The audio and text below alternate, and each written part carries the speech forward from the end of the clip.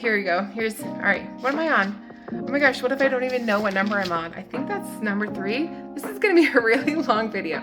Okay, I'm gonna try to hurry this up. So number 3, be realistic about budgeting your time. Oh my gosh, please understand how long it takes you to do something, because I'm telling you right now, it's probably gonna take you longer. And that could be for anything. It could be for doing a little photo shoot for the new set of products that you're about to launch. Oh, it'll only take me about an hour. I've done this before. No, it's gonna take you like all morning. It's gonna take you from 8, 9, 10, 11, 12, and you're gonna go, oh my gosh, I almost forgot about lunch. That's how long it takes. If you were launching a new business and you think that, oh, it's only gonna take me 6 months to get going, no, it's probably gonna be a year. Just whatever you have, just tack on like 2, like times by 2. When I started my YouTube videos, I thought, oh, I can just do the edits in a few hours and it's not gonna be a big deal. I can spend 1 day a week doing edits. No, it is not that way at all. It is 3 days of my life devoted to editing videos. And one of the things I'm learning is that it would be really nice to make videos that I don't have to edit, then my editing time goes down and I probably would be happier. That's not the case at the moment. If I were you, I would be realistic about the time it takes to do something. Be realistic about your time. If you know it's gonna take you some hours, just budget the hours. You're not losing anything. You're the one in charge of your life. You're the one in charge of your time. You can do this. If you are planning a small business and you know it's gonna take you X amount of time, just add on time and then you won't be stressed out. You're not gonna be worried. I know I'm shooting out a lot of random things and hope you're just following along. That's such a weird side note. You're just gonna put yourself in a hole, a depressive, deep, dark, sad hole if you don't be realistic about the time. And then if you were estimating the time you work on projects for your small business and run your small business, you will feel lighter and you will feel happier because you are not stressed about hitting those goals quickly because you're not making your time, you're not making your goal, you're not making everything, and you're not. If that's happened to you in the past, just say, I'm so sorry, old me. It's okay, new me. I will try to do better. Okay, don't worry, you've got this. You know what? I do have this. Thank you so much. Just move forward, making realistic goals and dreams, and keep in mind a realistic time frame for things. It will help you so much in the long run. If I would have done that, I probably wouldn't have been so stressed. I wouldn't have had such a hard time getting my website going, telling everyone every month, oh, it's gonna be a few more weeks. It's gonna be a few more weeks. No, it was like 5 months of few more weeks. So definitely give yourself time and be realistic. Just, keep it real with yourself. Okay, if I were to restart my business right now, what number am I on? Oh my gosh, I have to number these. Save receipts, number 1, 2, work backwards, 3, get samples, 4, oh, I already did before. Be realistic about budgeting your time. Okay, I'm on number 5. This is a funny one. Don't announce something unless it's real. And I basically just hinted at that or talked about it really quickly in the last thing I was just talking about. If you know that you have a business to start, don't tell people that it's going to start until a little bit before, because you're going to get everyone asking you, when is your project done? When's your book coming out? When do I get to wear those earrings? Like, whatever it is, people are going to want to support you. They're going to be there for you, which is amazing, but you're just going to get it all day long. I'm telling you, all day long, you're just going to get it. If I were redoing a business, I wouldn't have told people about some of the projects, some of the books, or even starting my business until it was further along and I had a definitive date. Like I could tell them in the summer, in August, that's when we're launching. Please just do as I say. Just follow this suggestion. I'm serious. Oh my gosh, it would be so hard to keep it in though. I have had a hard time keeping in some of my children's books, and they've taken a really long time. Like my children's cancer book that I have the Kickstarter for. Remember, that is in March coming up. I will link it down below, the Kickstarter launch page, so you can be notified of when it starts. I'm so excited. I'll announce it here as well on my YouTube channel. I told people about it over a year ago. This was a project that I've had in mind for a few years because when I went through my breast cancer journey, I realized that some of the children's books that I was reading to my kids, they were good, but they're just not exactly what I was wanting to read to them, what I wanted to read to them, what I thought that they needed to hear. So I decided to make my own children's book. So that was what launched everything. And then the illustrator has taken a really long time to make the pictures. So in the meantime, while I was waiting for that and then doing all the business stuff, I started the You Wore Three White Dresses, the green book over here. And that's been an amazing project, but everyone's asking me, when is my children's cancer book done? And I've had to explain to them multiple times that, it's just taking a really long time, and I just have to keep answering all these questions. And they come from well-meaning people, and I would do the same thing if I saw someone and I said, hey, I know you're launching a business. When is it starting? When can I go online and buy something from you? I'm so excited. Months. People are going to be waiting months and months. Because remember that thing I told you about just a moment ago about being being realistic about your time? I'm telling you that if I were to go back and do it again, I would suggest that you don't tell people about what you're starting until it's more real, tangible, and it's about to launch. Yes, you need to kind of warm people up to the idea, and that is exciting. They want to root for you. They want to cheer you on. They want to hear the updates, and it's good to kind of get people involved. But when something's like 1 or 2 years out and you are just dreaming about something, maybe only tell the people closest to you. Maybe just tell your family, your close family, and maybe a few close friends, because I'm telling you, you're just going to get it everywhere. If you like that sort of thing, then great. Don't listen to number 5. Just tell everyone and let them all be excited for you. But if I were to do it again, I would not tell people about certain products, my whole business in general, and maybe some of my children's book until it was closer, But I know that's hard to keep under the wraps. That's just a suggestion, number 5. Tip number 6 is to let people help you. That may be a little odd because you're probably in a small business that is by yourself, maybe. Not always. People are married and they do businesses together, but a lot of people are on their own. So the tip I have that I would do differently is to get help or ask for help, or to allow the help that people are offering. Accept it. Just accept the help. You don't have to do everything on your own. Like, for example, when I was recovering from my breast cancer reconstruction surgery, I have that video. I can link it down below, or I guess in the corner. But I really needed to rest and heal. And it was hard because that was when I was getting these shelves up, and I was trying to work on the website and get all of the product packaging finished. So I had my parents over and they're like, what can we help you with? And they would come over the next day, what can we help you with? And I didn't take up their offer to help me until it was towards the end. But what they ended up helping me with is organizing all these bins. They helped put things on the shelf. They helped just get everything organized. They counted all of the products. That way everything would be the correct number in the bin as what is online.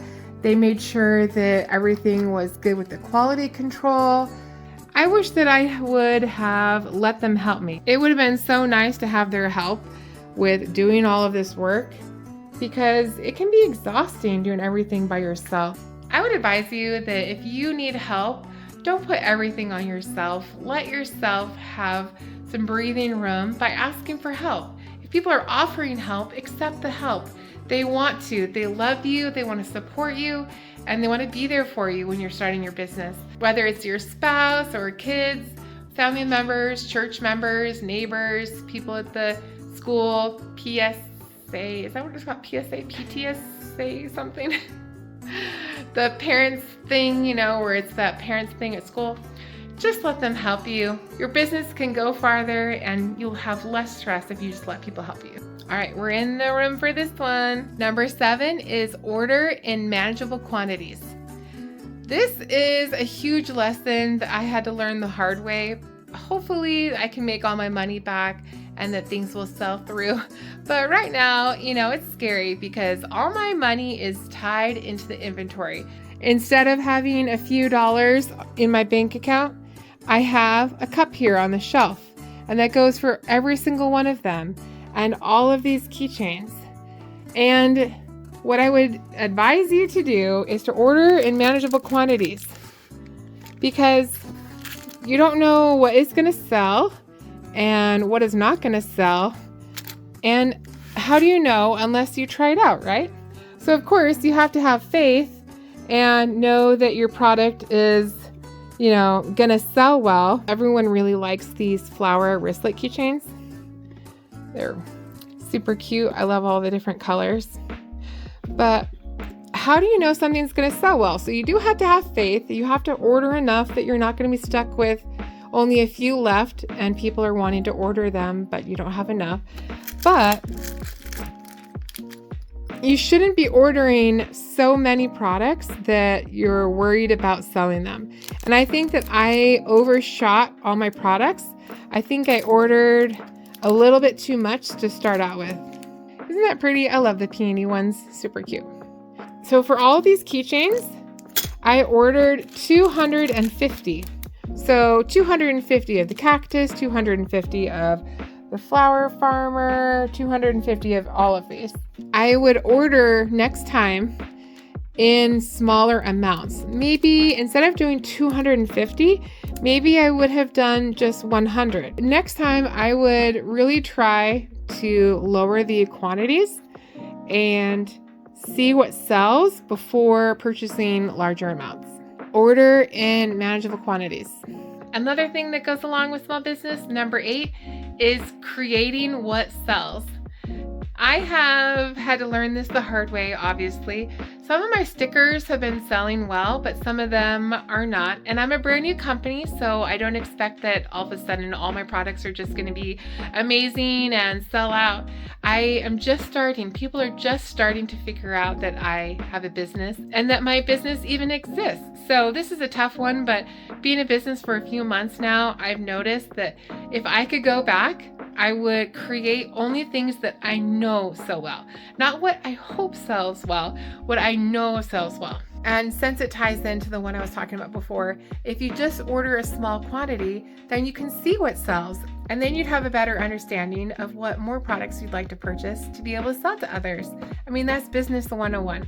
So just make sure that while you're working with manageable quantities, make sure that you're really thinking about what sells. Okay, number 9, we're getting to the end, and this is a good one.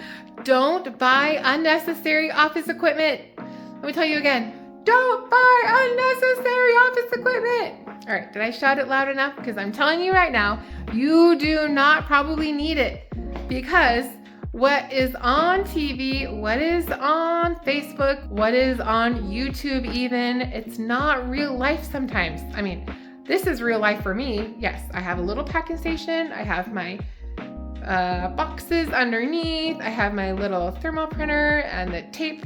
I have a different video in mind where I'm going to walk around and show you the different things that I would change. Once I get it up, I will link it down below. But right now, I'm just going to tell you in general, you probably don't need some of that office equipment. Like, let me show you. For example, these are church keychains, and yes, they are really cute. Trust in the Lord with all your heart. They are hot foil stamped. I love these keychains, but I did not need these bins. They could sit in a bag. There's no reason why they need to be out on the shelf like this. They do not need to be in here. I could just put them in a Ziploc bag and no one would care. The reason why these are out like this is because I know that I want to be super organized. I have OCD, and I know that I'm filming for YouTube and I'm doing YouTube pack and order with me videos. That is the only reason why these need to all be super organized. That's the only reason, I'm telling you. These could all be in a box. They don't have to be up on the shelf. You don't need that. You don't need this whatsoever. I mean, it looks really cute, but you don't have to have anything like this at all. Same with these bins. You know, these products could be in a little bag. They don't have to be in these bins at all.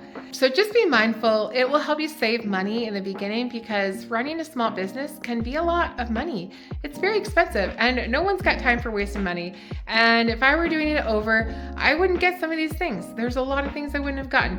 So do not spend extra money on things that you don't need. I know it's kind of hard because that's like telling someone who wants to organize, don't do it. But I'm telling you right now, just don't do it. Save yourself the money and time and the trouble and the worry about putting all this kind of stuff up if you just don't buy it. Don't buy unnecessary office equipment. I'm telling you, please don't do it. How many times have I said that? Don't do as I did, just listen to what I said. That's probably not the way you say it. Okay, number 10. We are on to number 10, and this is a big one. Thank you so much for watching to the end. I would love it if you subscribed, stay with me through this business journey, and hit the like button because that would be awesome. Stay with me, okay? It's not just a filler. I'm not just saying this. Tip number 10 is do what you enjoy. I am serious. There are some things that I've been doing in my small business that I do not enjoy, not at all. And I can't quite take it back because I spent money on it, or I've already announced it, or I've already committed to it. But there are some things. So let me tell you one or two of the things that I wish that I would have done differently with doing things that I like. Let me tell you my first nemesis. Okay, here we go. Okay, let me tell you the first nemesis. It's right here. Can anyone say it with me? The cups. I hate doing the cups. They turn out really cute, but I just hate it. I don't find it fun at all. So these turned out beautiful. I love the way they look. So cute. Look at this. So cute. But it's just not for me. I have a really cool knit tool. I have a cool tool to put them on, and they look good. There's nothing wrong with these cups. Okay, they look great. I actually really like using them. I like to make mine with protein shakes and put it in. I feel extra fancy and it's just fun to use. I could use a normal cup, but what's the fun in that? I like putting things in cuter cups because let's be honest, we drink more when our cup is cuter. If I could do it over again, I would try it out first. I know, it's just something that's not for me. If you don't like it, you're not gonna have fun with it, and it's not gonna be very successful. Take my advice that you can run your small business and be successful, but please take in mind all the things that I went over today. And I have one bonus tip that you should always keep it real. Keep it real with yourself, with the spouse, with your family. Tell them, hey, we're gonna start a new business that's a family and it might take over our living room. Keep your children in the loop with you. If you're starting a new business and it's gonna affect your life, positive or negative, be real with them and be real with your spouse and just keep it real, even with yourself. Keep in mind these tips that I've shared with you today and keep a heads up for my children's cancer book, When My Mom Had Cancer. It's going to be the beginning of March. I would love support with that children's book Kickstarter. We're going to have books, stickers, opportunity for people to put their name in the book, name in the end pages with the pattern. It's going to be really cute. Also, someone's going to be able to be in the book as a character, which will be really fun. And we're also going to have donation books. So even if you don't have kids, you can donate the books to a hospital, charity, a doctor's office. It's going to be really fun. I would love your help with that Kickstarter for it to be successful. And I really appreciate you being on this journey with me. Thank you so much for watching this video. I have more business tips and videos planned, and I will see you in the next video. Bye.